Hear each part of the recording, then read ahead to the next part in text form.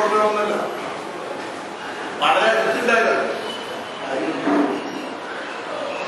നമ്മുടെ റീസെന്റ് നമ്മുടെ ഈ വിറ്റ് ആൻഡ് പി കേളു എന്ന് പറയുന്ന വ്യക്തിയുമായിട്ട് ബന്ധപ്പെട്ടുകൊണ്ട് ഒരു നാടകം കുറെ കൊല്ലം മുമ്പ് വന്നു.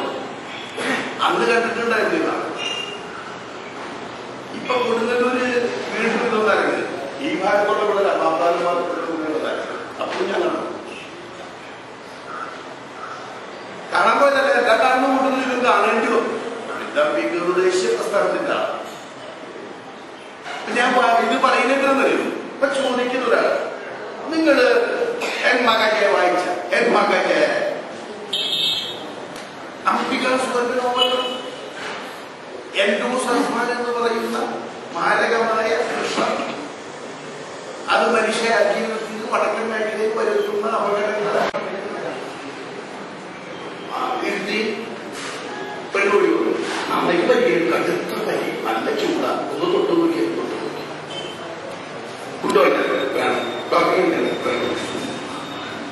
മരുന്ന് കഴിക്കുന്നത് വേണം, കാശില്ല, പോക്കറ്റിലുണ്ടല്ലോ, അത് കൊണ്ടുപോയിട്ട് കഴിച്ച പൈസയാണ് ഞാൻ എടുപ്പിക്കുന്നത്. വളരെ ചുരുക്കി പറയുന്നത് പല പൊതുപ്രവർത്തനം തുടങ്ങി.